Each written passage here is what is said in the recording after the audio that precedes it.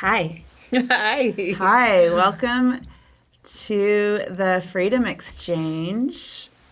Hey, girl. Hi. It's interesting because we're going to be talking about trauma. So we just had a little conversation, and we're should I say, digesting some information that we received about ourselves. I know we just chatted with our guest for a minute before we got on, and it just kind of we went like bottom of the ocean deep in like 2 minutes, and now I'm like, oh, it's kind of sitting in me. We do that. Okay. We go to the bottom quick. Let's talk about it. So let's get her on here so we Yes. can talk about her. And I'm laughing and smiling right now, but that might shift in a second. But we have, her name's Fritzi Horstman, and she is involved in everything compassion and prison that you can imagine. She is the founder, CEO, executive director of the Compassion Prison Project, which we're going to talk about that and learn more about what she does. And then she's also, what's the name of her podcast, Missy? Compassion in Action. I love that. It's a fun one. It's great. Mm-hmm. Great and then guests. Step Inside the Circle is this really amazing program she's doing inside of prisons, and her heart for prisons, and she'll talk about trauma-informed libraries and volunteers and how we all have trauma, and that's sort of what we just touched on really quick. And she will talk to us about the ACEs score. If you're not familiar, it's Adverse Childhood Experiences, and we all have a score. And if you think about people in prison, like you said, if you take everybody out of prison with trauma, there would be nobody left in prison. Is that what you said? Yeah, I called my mom. I told her that. I was shocked. I had no idea. Yeah. So we're going to talk about trauma today, and it's really important. And we invite you all to be really open to the conversation and to kind of going inward and thinking for yourself, what have you experienced and what trauma is inside of you that maybe hasn't been addressed or you're not aware of, because we have talked about that also. Some people just still aren't quite aware of it, and maybe they just live their life a certain way, but it's probably from trauma. And afraid of it, because it's easy just to slough off, because as she says, we're really resilient. So why do I want to go down that dark path? But actually, after doing a little bit of work, you can really heal yourself and the rest of the world, and it's quite amazing. I think that's why we consider ourselves so much more free now, because we've done the work. It took us getting kicked in the ass in order to do it, but so we would ask people to do the work before they get kicked in the ass. Yeah, and if you do, maybe assess, like, why did I just slough it fall off really hard, and then we don't have to fall again if we can figure it out and do the work. And I think we've both done that. Yes. You're not going back to your place, I'm not going back to my place, and we're living free. Yep.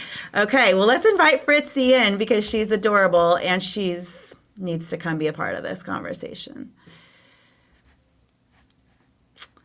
Let's see if she's here. Hi, Fritzi. Hi, Fritzi. Hi, how are you guys? We're wonderful. Great. I wanted to talk real quick about what the Freedom Exchange is. You should do that. Should I do that? Okay. Hi, everyone. If you haven't been on here before, this is the Freedom Exchange, and we started this in order to have conversations with people that have either been affected by incarceration or people that are fighting for those that are incarcerated, to bridge the gap, to squash stigma, to raise awareness, to amplify the voices of really amazing people that are in prison. And so we're almost coming on a year, and now we're in a new studio, which we're really happy with, by Catalyst in Ashland. So thank you, Sam, for all making us look technologically savvy. Mm-hmm. We love that part. Mm-hmm. And do you want me to talk about the sponsorship? We have a sponsor for every episode, and our one for today is really special. It's Moxie Cafe and Market, and if you haven't seen all our stuff, Allison is the new owner of Moxie Cafe and Market. She just opened it this week. I always say we because, a friend needs to cheer them. I'll take a we right now, because it was just me. I'll take a we. Yeah, so you just finished your first week in business, and every time I went by there to get a coffee, hot mocha with extra shot, or avocado toast, or chicken with waffles, I had to try them all. It was packed, and it was a beautiful place to gather and create a space. Like the Freedom Exchange, it's cool. It's cool how someone can create spaces in different areas for the same thing that we're doing here. Yeah, it's that bridge, and we're going to just get into this with Fritzi, but it's that bridging communities. And I know that on the Freedom Exchange we have people that aren't aware of the world of prisons and incarceration, and we've really bridged that between our own experiences and people that are interested in it, and then our guests that we've talked to. And I'm excited for Fritzi today because you are bridging this trauma conversation with those that maybe don't know or aren't aware of their trauma, or are very aware of it, and we're pulling all these people together to discuss it. And that doesn't really happen in your living room every day. So this is a really special conversation. It's an important conversation, and I just can't wait to get into it with you, Fritzi. So welcome. Yes, thank you for being here. And congratulations on your cafe. That's exciting. Thank you so much. Labor of love. I would like to just start right now, because I know so many people that are watching this would be really interested to kick this off with what is the Compassion Prison Project and what the work is that you do. Yes, our mission is to create trauma-informed prisons and communities. And what a trauma-informed prison or community would look like is people understand that a lot of people walking around are traumatized. And in prison, I'd say it's 100% of the people are traumatized. And that's not just the people living in prison, it's also the people working in prison. When you're dealing with that kind of violence and adversity on a day-to-day basis, your body goes into a state of fight or flight. Your brainstem says, hey, what's going on? This is not good. I gotta brace myself. It's called hypervigilance. And basically everyone in prison is hypervigilant. And a lot of officers report, going to a restaurant and always going to the back of the restaurant with their back against the wall so they can see the whole situation. Yeah. That's hypervigilance. Military people have the same response to being in civilian life as well. And working in prisons for officers changes how they deal with their families. They're more violent towards their families. They're more, and I don't say it like they're bad people. I say that this is their body's response. And when you're in a state of fight or flight, you tend to be more violent towards people. That's what happens because you're in survival mode. And so that's what we're seeing in our society on all levels, from our politicians to our policemen to our firemen. Although I never see a fireman as being violent, but they probably go home and have to really decompress after what they've seen, burned bodies, babies dying, right? And not to mention they see people that have been abused and tortured, and that's what trauma does. What is it? Trauma not transformed is trauma transferred. Ooh, that's good. Trauma not transformed is trauma transferred. So also, Fritzi, can you just talk about, it's not always physical violence the way the trauma manifests out of somebody. It's violence no matter what. So emotional violence is, if not the same amount as bad as physical violence, it's almost worse, because imagine a 3-year-old being told, you're a piece of crap. Or, who the heck do you think you are? Or, as my mother would tell me, I wish you were never born. What does that say to a little 3-year-old? What does that say to a 7-year-old? What does that say to a 12-year-old? It makes them feel like they're not enough. And how many people in this world don't feel like they're not enough? Almost everybody in the planet. Exactly. Based on how people are buying things nonstop, including myself, how people are drinking, how people are numbing themselves out in all kinds of ways, workaholics, gamblers. We're tuning out because we don't feel like we can really step in, like we can really step into society and say, hey, I'm here. But remember, every person in this world is a light, is the light of the world. Both of you are the light of the world. Both of you. I'm the light of the world. And me saying that I'm the light of the world doesn't take away from anybody else's light. Right. So beautiful. Yes, we love that. So what do we do? So Fritzi, what do we do? We all have trauma, and a lot of people are transferring that. What's our step? What's our course of action here? Well, and I think a lot of people transfer it because they look at it as it's too scary. It makes them feel weak. Self-protective. They're protecting because am I safe to look into it? So how do you get people to say, to step inside, the circle and still be out of prison? That's it. I'm changing my light again. It's just nuts over here. How do you get to people? You look beautiful. No, I got sunburned and it's just back me, so I can't stand looking at it, but it's all right. How do you get people? So the work we need to do so we don't transfer our trauma is we become a trauma detective is what I like to say. Oh, I like that. Yeah, that's good. Probably the title of my new book. Oh, I love it. That's a great title. We become a detective and we start seeing, my mother was violent to me. So what happened to my mother? And what does trauma do? What is being adopted into being an orphan? What does that do to the brain? Well, basically, probably what I found out with my mother, she was abandoned by her biological mother, and not to make that a crime. That's what she did. The mother gave up my mother for adoption. Mm-hmm. But what that does to the baby's brain is it says, I don't have someone I can depend on in the world. I don't have someone who's going to hold me. I have strangers here that may or may not pick me up during the day. So I learned that my mother, who loved me so much, but couldn't control her fight or flight. She couldn't do it. And her last letter to me, she said, I was in a state of fight or flight most of my life. I was like, wow. That's amazing that she said that. Yeah. And and she said, it's amazing. I didn't go to prison. Wow. So she understood the trajectory of the amount of violence that she had to endure in her childhood. She left home at 16 and, was basically on her own. And the thing about trauma, what trauma does is it isolates you. Yeah. It makes you feel like you're not part of anything, which is a lie. But with COVID, we all know what that isolation feels like. It makes us feel like we're not part of anything. And, look what it's doing to Putin. He's going nuts. Right. And he's acting out his violent impulses. By the way, he was traumatized as a child too. His mother was left for dead.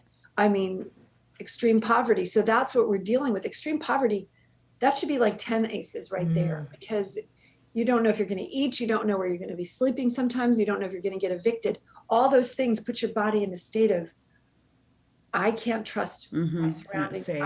I'm not safe. Mm-hmm. The only way to heal is if you're safe. But for all of us who are traumatized, we don't even know what safety looks like. We don't know what safety feels like. We don't know that we're safe. So we have to start. It's like we really have to slow down. And for a traumatized person, I know we just took a breath, right?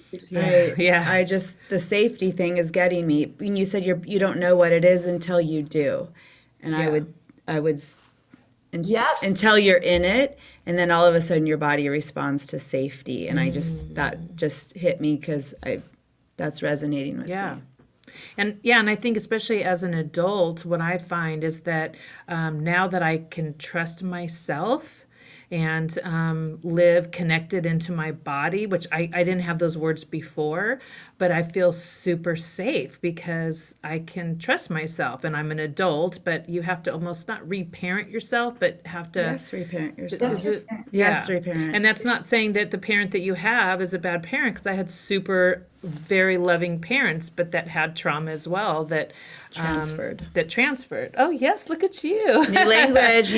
I won't probably use that language a lot, Fritzi. That was a good one. Transferred, yes. Without, and then it makes people feel bad that I don't want to transfer trauma.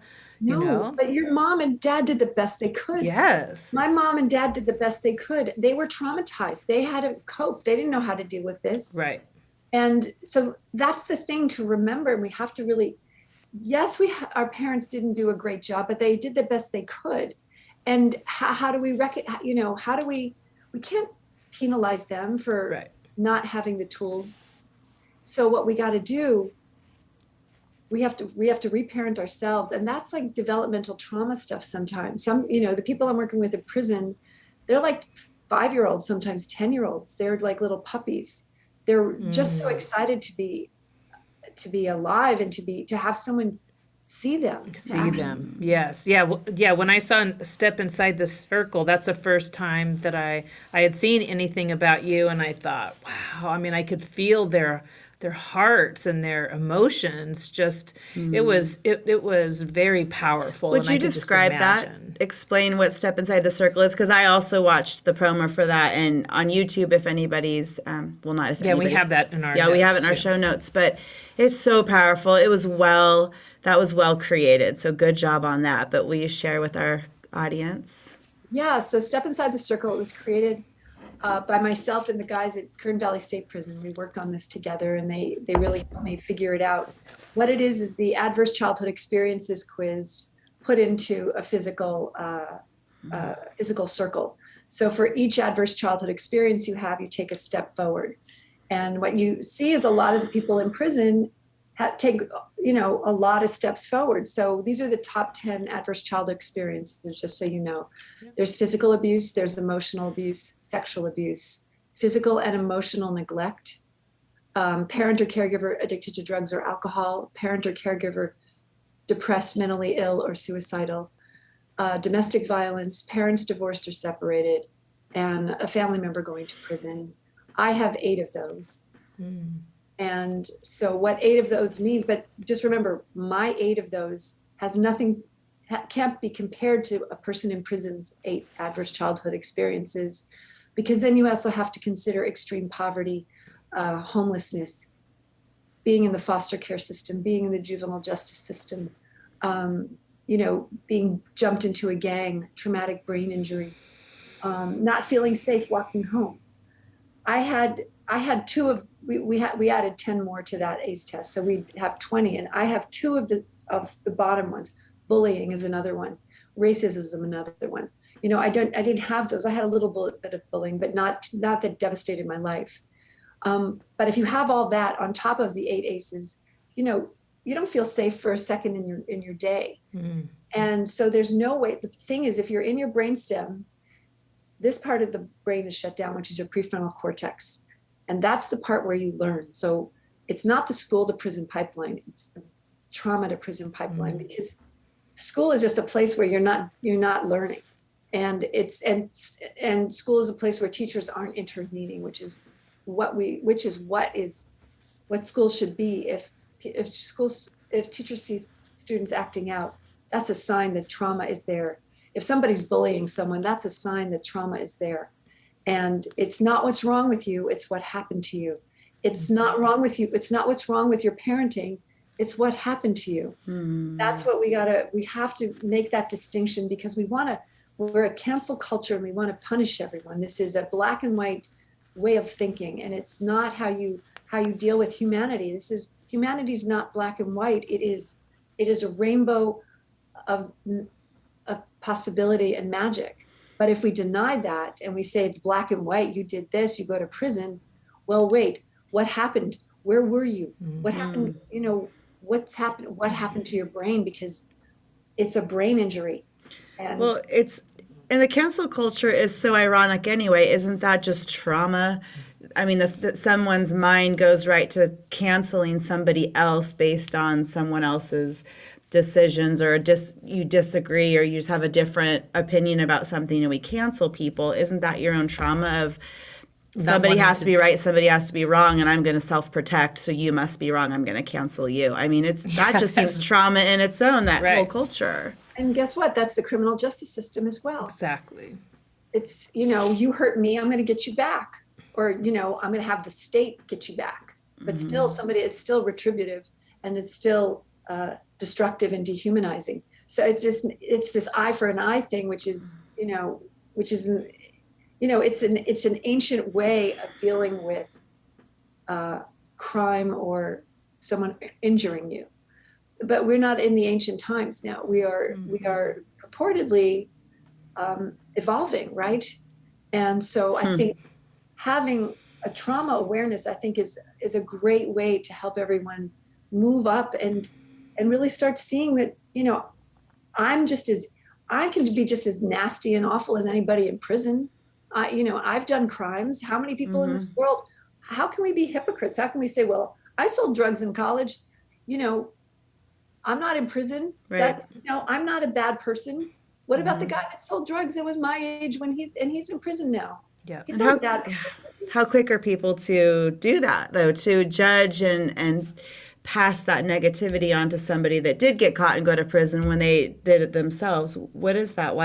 It's that self-protection.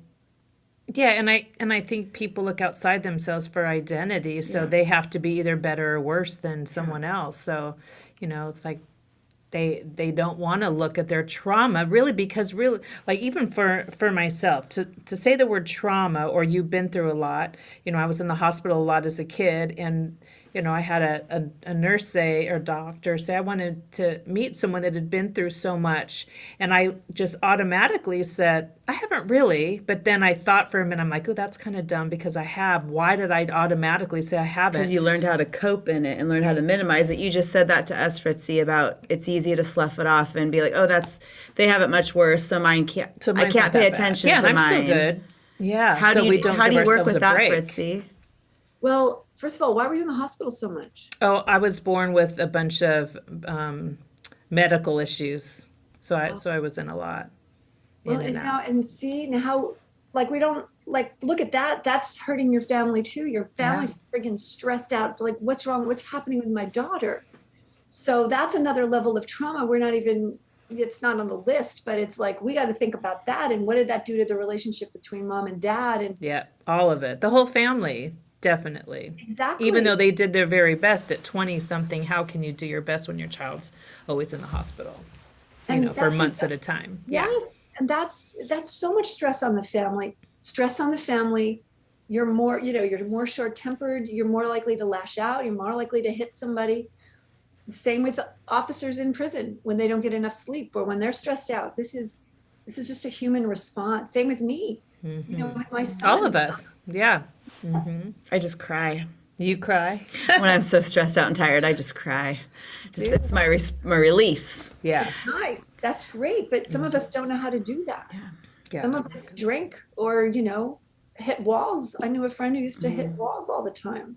I mean, we're walking around with so much pain, and it's all inside of us. We're not like Animal Kingdom where they shake it off. Yeah. They get into a fight and they shake it off. So I know wait, let me ask one thing. So what we do on the show all the time is try to bridge communities. And so say us three here are a community of women that understand a little bit. You understand way more than we do, but we're dipping into understanding trauma and the benefit of looking at yourself in a honest way and not taking on what we've done as a shameful bad person and moving forward and connected to ourselves. How do we get people who have not done that work yet to start doing that work? Well, there's times for everybody. It's not like you have to, but are you curious about why your behavior is the way it is? I guess it's the first question. Very good. What's your do you want to understand why you're drinking so much? Or do you want to understand why you don't want to do any work when you get to work? Why are you blocked? Why is your life not the way you want it to be? So angry all the time. Without blaming somebody. Blaming others is the easy way out, but the destructive way, because nothing changes. But blaming is a signal that something's not right, that you have to blame someone. You have to make someone else wrong instead of just being accountable for your part. I mean, that's one of the things that really helps us move from shame into our own real self-realization. And it actually helps us evolve. So when we're in shame, we want to slough off the blame to somebody else. We don't want to deal with it. And it's a sign we're not dealing with our own crap. And so, and no shame. I'm going to say no shame. Look, that we're all just trying to get through the day.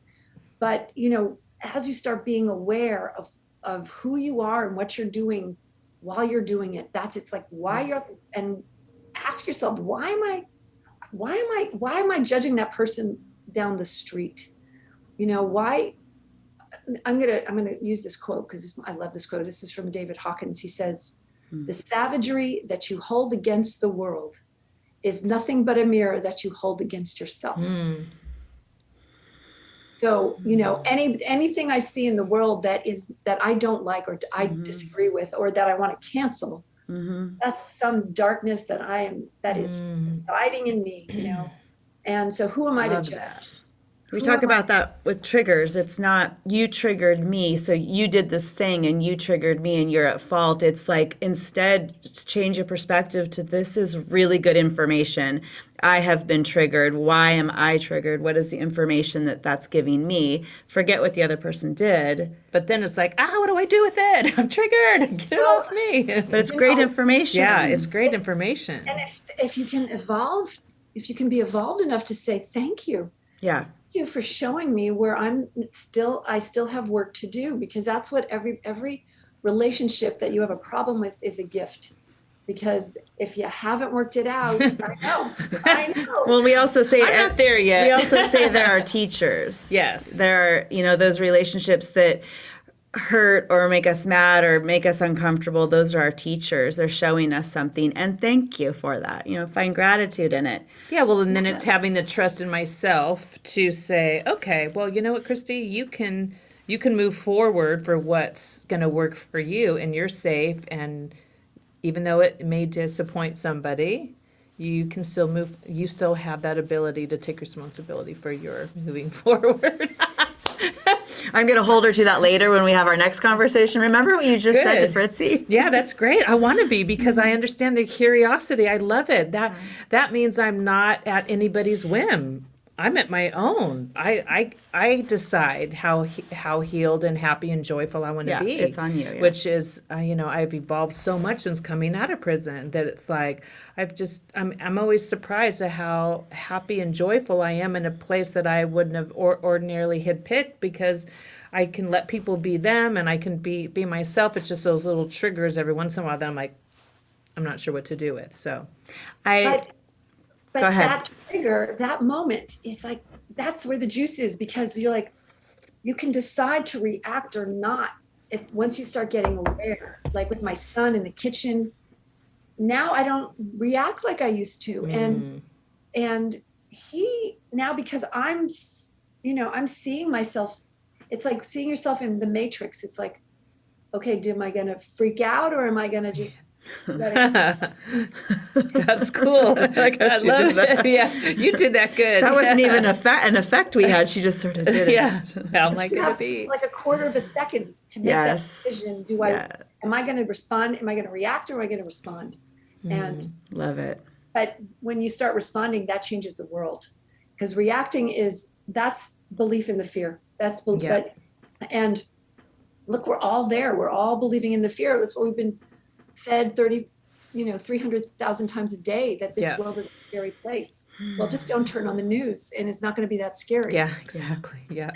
But that's your choice. Your choice is like, do I need that dopamine hit of violence? Do I need to reinforce the violence? It's really a choice. And, we really need a diet of love and compassion instead of anger. And, and when you see someone who's being violent, send them love. Yeah. Send them love. I'm sending Putin love every day. I know that sounds like, hippy dippy, but no, it doesn't. Yeah. No, it makes sense. And the Ho'oponopono prayer, I love you, I'm sorry, please forgive me, thank you. Putin, I love you, I'm sorry, please forgive me, thank you. I'm accountable too. I'm accountable for that war. I'm accountable for everybody. I'm accountable for the prisons. I'm accountable for the violence that's happening in homes I don't even know about.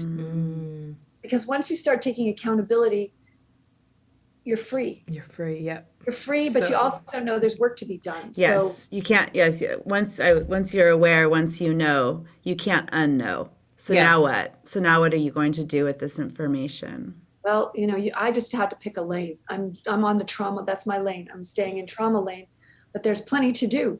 There's styrofoam. There's global warming. There's child abuse. There's prison. There's everything. Yeah. What excites you? What gets you up in the morning? There's work to be done. Yeah. Let's go. Yeah. I love it. So I'm inspired and also envious that you get to go and you've decided full time this is your work, and you spend time in the prisons and you do these circles and you have these conversations with these men. And I would love you, maybe selfishly, to walk us through a day in the life of that work, how the men, maybe new people you've met, respond to you, and then you do this work with them. And I'm so curious about the transformation and some of the stories you've experienced. I would just love to envision it all. So can you paint that picture for us? Sure. I'll paint the picture when I went to Nebraska to the they changed the name, but it's the Lincoln Correctional Center. And I was in a gymnasium with about 25 guys, all in a big circle. And so we start with the circle, step inside the circle, which you can see on YouTube. Mm-hmm. And now I've started, when I'm doing the circle, I kind of talk about, what neglect does to the brain. A child that is neglected, they're not getting like the wiring they need to develop into a functioning adult. If you don't get all these wirings, if you don't get all it's called serve and return, like, hi baby, how are you? And they laugh and you laugh and, you make faces.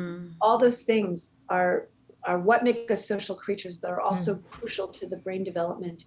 So I explain a little bit of this brain science and how important all these steps are and how detrimental they are to the brain. So we go through that, and we do the symptoms of trauma. We read out the symptoms of trauma so people understand, like, why I'm hypervigilant, or why I can't sleep, or why I have no digestion, or I do risky behavior. I'm aggressive. I have a startle response. All those are symptoms of trauma. So we go through them so they can start identifying their symptoms. Some of them are PTSD symptoms, and I try and differentiate that. Then we go into the forgiveness part, and I invite people to forgive themselves. In the Course of Miracles, they say, God doesn't have to forgive you. He thinks you're perfect. But forgiveness is for you. Yeah. So forgiveness is so you can bring love into your life, so you can start feeling the love that's waiting for you. So forgiveness is a tool for you. And who haven't you forgiven, and and have you forgiven yourself? And you can ask for forgiveness to those you've harmed. So we do a little exercise there, and we do the Ho'oponopono prayer. I love you. I'm sorry. Please forgive me. Thank you. And then we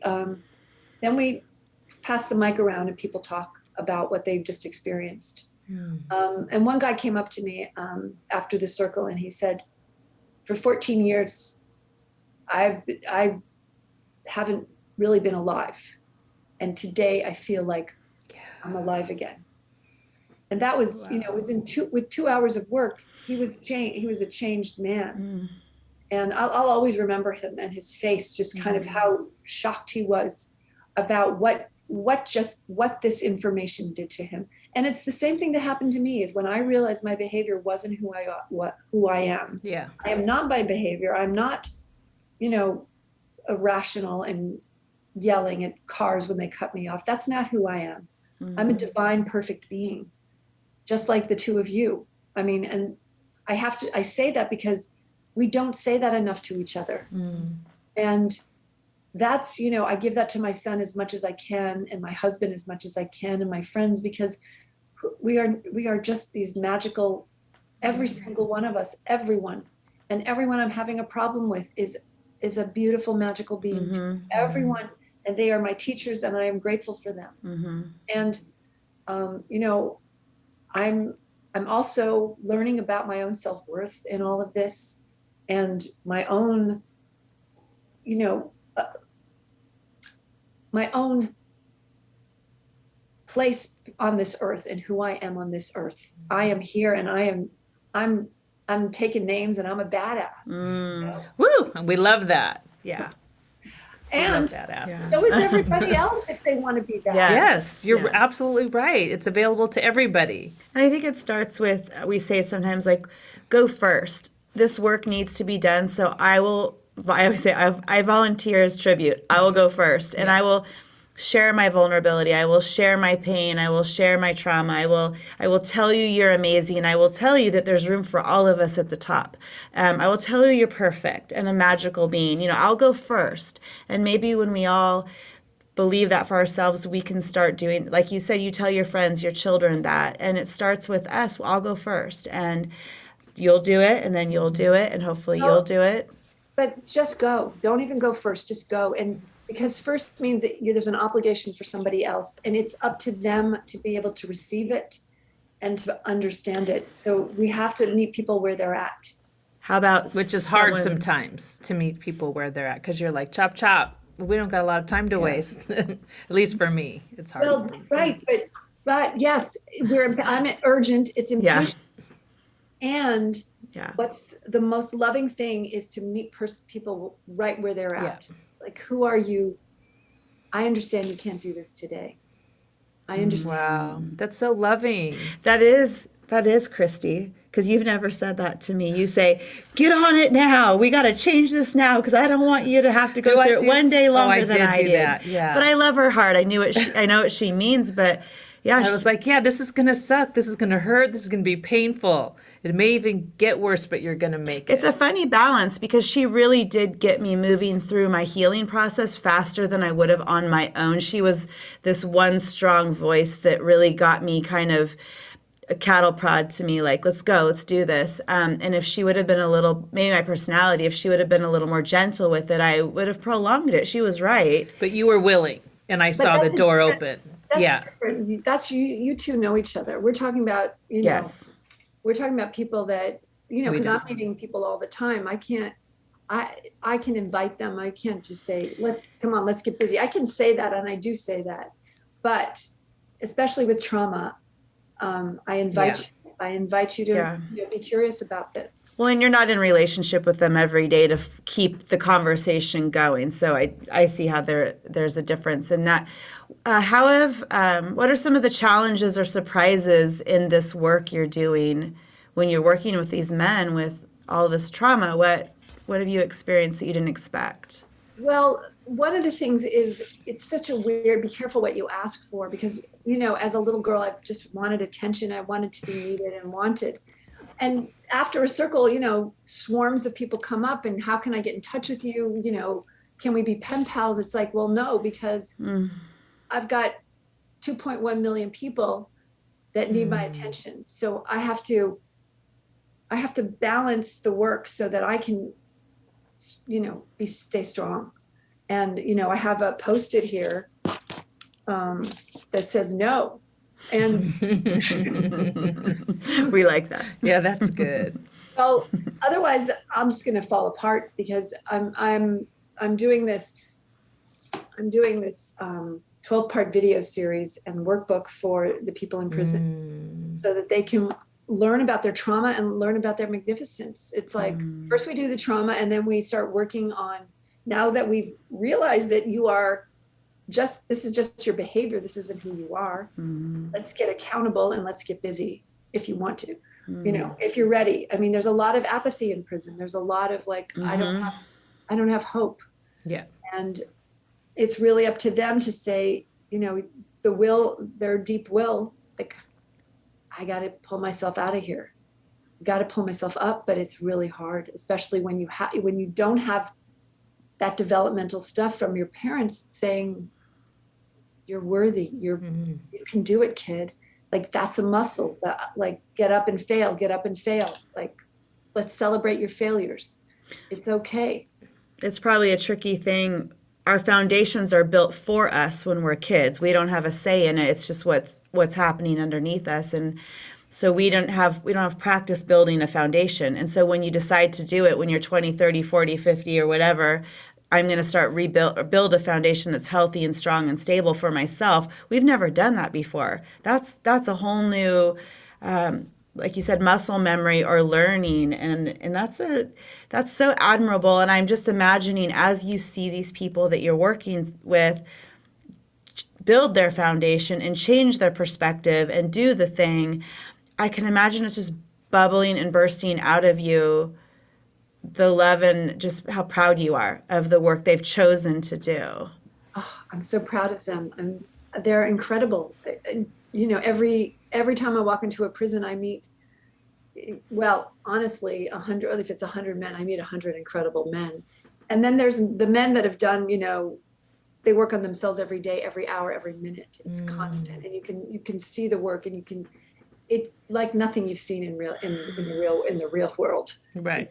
It's like, this is like work. This is, you know, I murdered 6 people, and I am accountable, and I am sorry, and I am not going to let that. I'm not letting up on myself. I mean, I try and remember. There's the Course in Miracles. I just keep going back to the Course in Miracles, but did I say this already? Maybe I did. It deserves to be repeated. God doesn't have to forgive it. God doesn't forgive you because there's nothing to forgive. You are perfect. Yeah, I think I said it already. That's say good. It's good. Yeah. Keep saying it. because we are perfect. We need this forgiveness. I say the same things all the time because this is how I think. And it helps me because Well, yeah, and sometimes the simple things are profound, and like we said, it needs to take a minute to digest and just say the same things over and over because we don't think like that automatically. The guy doesn't think I'm a whole, complete, perfect human being. That Right. never crossed his mind. And I could just imagine you walking in and being such the bright light you are. They probably are like, don't leave. Can you stay the night? And when they start to do the work, then that's why having people that are inside bunkies and the people in their unit, even those that aren't ready yet, their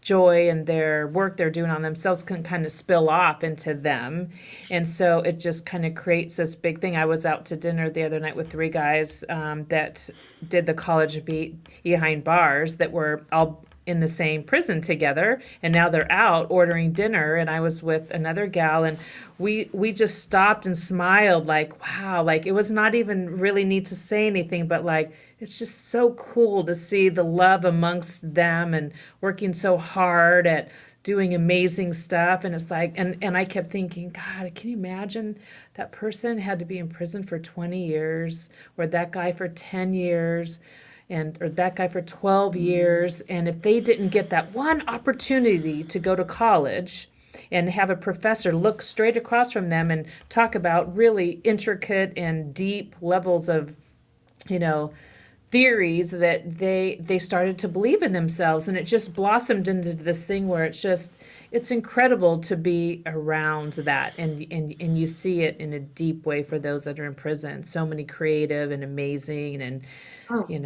the people in there are just incredible. We they're always say that. incredible. That's what we're forgetting. We as a society, we're like, no, they're bad. That we got to throw them away. Yeah. Like, well, no, actually. And I understand the impulse to do that, but that's not right. And that's what I'm saying. It's like, wait, let's take a look at this. Does this really make sense?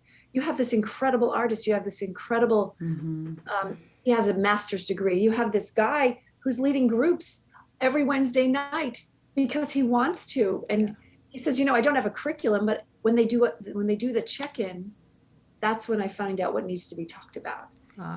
And it's like, well, I mean, that's such wisdom, just the fact that he knows that. And Right.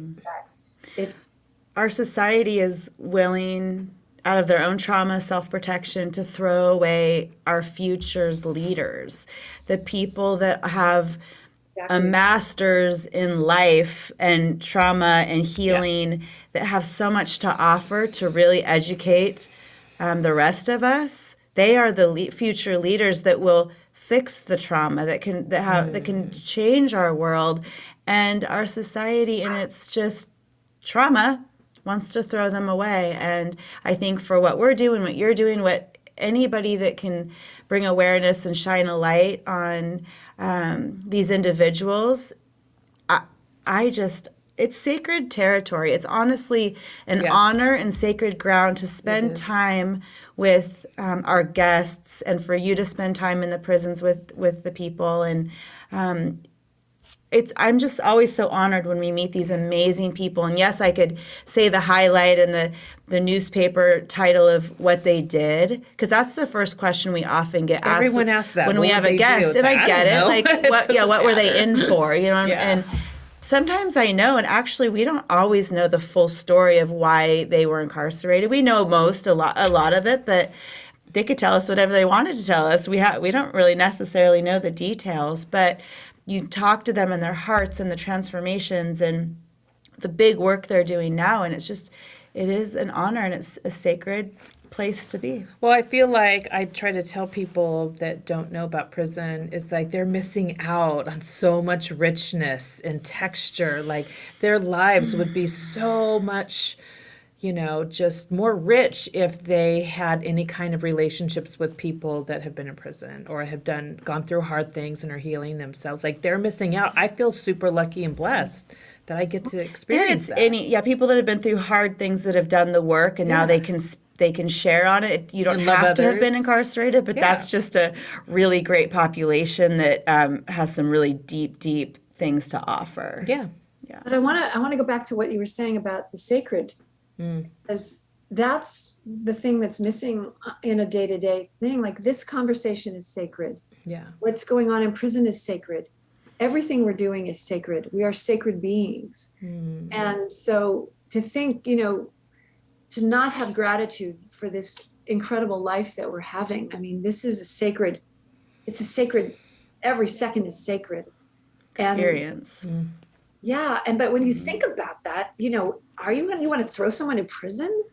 This is a sacred moment. And he lost his way for that moment, for that year, for that lifetime. But who are we to continue to throwing him away? Sacred being. We're all sacred. And to see anyone as anything less, you forget about who you are. And that's what we've forgotten. And so I think trauma is a way to, like, unearthing your trauma is reclaiming your own sacredness and your wholeness and your connection to everyone. And that's what's happening to me. I've been doing this for 3 years, and I feel connected to everyone, almost too much. It's like, wait, I need a break. Yeah, you need a little downtime, probably. We've had a guest on that points out often in the interviews he does that everybody look inside yourself, and the worst thing you've ever done in your life, or the worst moment, the worst decision, the lowest you felt, whatever that is, now imagine that the rest of your life is judged and based on that moment, that experience, that one thing you did that you wish you maybe wouldn't have done. And that's what we do to people, especially in prison. It's like, we're going to just label you with that for the rest of your life. But we've all done those things. We've all had those experiences, but we can either hide them. Which people do. Maybe people don't even know some of the worst. But like, I'll think of the thing that I think that, maybe was my thing. And if that's how people treated me the rest of my life based on that thing, you can understand where it's hard to dig up your hope and dig up your, what'd you say? It'd be hard to start a new business and do a whole bunch of the things that you're doing with that heaviness of It goes shame. back to shame, right? And that's, I mean, I'm just thinking of my ACE score that we just talked about, and the choices you have in that once you're aware of your trauma, Well, but when you're traumatized, it's not really a choice, because when you're in survival mode, you do things before you have a chance to think, because your prefrontal cortex is offline. So and I'm not saying we're not accountable for anything we did. Don't ever get that wrong. But I'm not saying that's a choice. If someone's coming up to me and attacking me, I'm going to smack them before I have sometimes you'll catch a ball or you'll throw something that you're not thinking. Like suddenly you've caught something because it was coming at you. And it's like, what was that? How did that happen? That was faster than instinctual. It's Instinctual. Primal.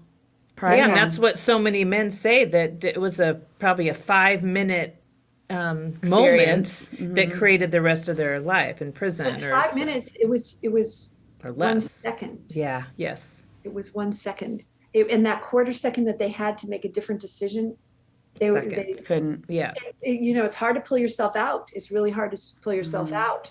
So then you just go. You're doing it. You're doing it.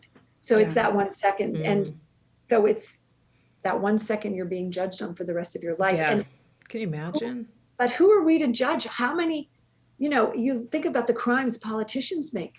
You think about the crimes judges make, or DAs or policemen who are, putting people behind bars they know are innocent. Those are all crimes as well. And so none of us are innocent, and we're all don't need to be forgiven because we're Right. perfect. We are perfect. But we so keep it's telling that each other weird that. thing, we in this 3D world, we really have to, correct our wrongs. And I think everybody just gets a pass, like forget the cancel culture. Everyone just come forward, say what's up, say what I did this wrong. We'll find out that everybody's committed crimes and nobody's in prison. So let's find out what's going on in prison. Let's, and the thing about what we've done with prison is we've traumatized everyone, and now we have to help them. We have to help them return. And I'm not saying open the doors. I'm saying let's change what we're doing now. And eventually we won't need prisons, but right now we need them. Yeah. We were chatting a minute before we started about, I wonder if Fritzi walks around the world and she just sees trauma. Like you can't get away from it because you're so versed in it, and it's your work. Like you probably can't go to the grocery store or drive your car or walk down the street without identifying some trauma everywhere. 100%. I was at a dinner party last night. COVID is like diminishing. I'm like, well, he's traumatized. And they're like looking at me like, enough, we get it.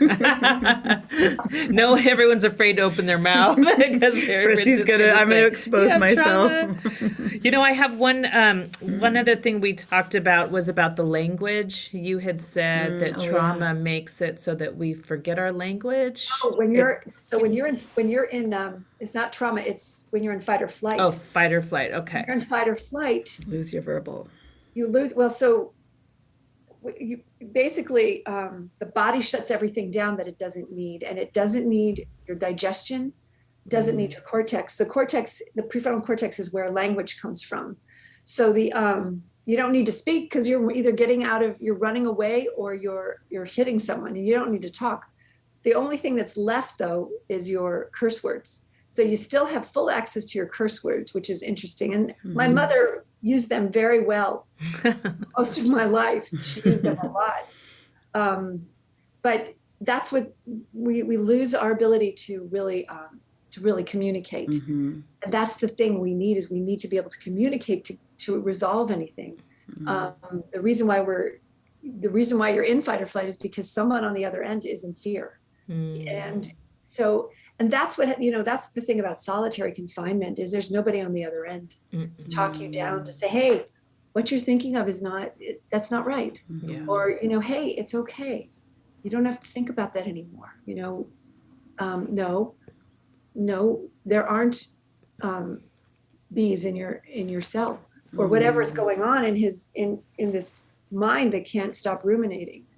And so that's why we're social creatures. We need each other so that we can really check in to make sure we're doing okay. And that's what children never got in a lot of traumatized homes.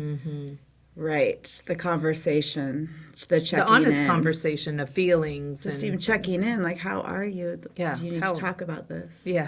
Yeah. Yeah. There was a need for that. We all need that. We do. Well, at least we check in with each other a lot. She doesn't let it sit. You two have a really good connection. Yeah, we do. She's a hard cookie. Yeah, thank you. Am I hard? You're We're harder hard on than each me. other, but it's like with so much deep love. Well, it's great because we're both willing. Not hard at each other like in a bad way, but in a growth way. We push each other. So you make each other accountable. With a lot of truth. We give each other a lot of trust. truth, trust, and a lot of love and accountability. I trust for you, sure. so if you say something, I might consider looking at it in myself. I'm Not just if kidding. I hike with you in the woods. Yeah, yeah. We get lost. Fritzi, we are running short on time, unfortunately, but I don't want to end without giving you a little bit more time.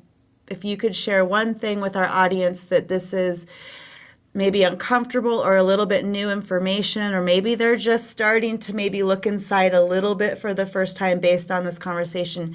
Any last thoughts to really tie it with a bow? Yeah, be a trauma detective, be curious. And, I read The Body Keeps the Score by Bessel van der Kolk. It changed my life. It's a hard read, but Yeah. there's also Childhood Disrupted by Donna Jackson Nakazawa. They're all like, just start finding out, go on the internet and find out what your ACE score is, and just get curious about what happened to you. It's nothing is wrong with you, but why are you drinking? Why do you need a drink every night? Why are you drinking coffee all day long? What's going on with your body, with your mind? Be gentle with yourself, be gentle with everyone. As David Hawkins says, wait, let me just gather the quote. I'm sorry, I didn't pull it up, but I got to pull it up because it's just the best quote. And I like leaving people with this quote because I'll just say this one. It's a different one. He says, when you heal something in ourselves, we heal it for the world. Amen.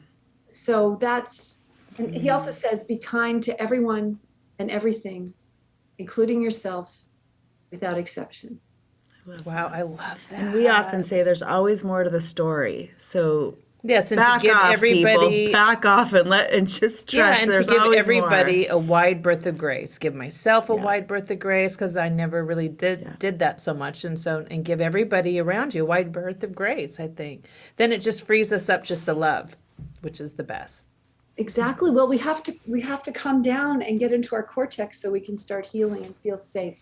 Yes. So Fritzi, we do this thing, and I know we've been talking about, some really amazing, heavy, sacred things.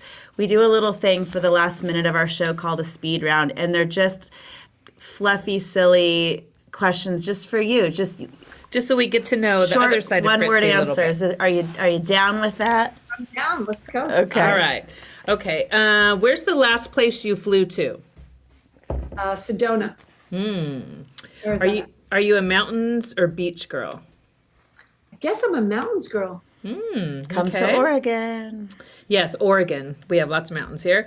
Let's see. What emotion gets you in the most trouble?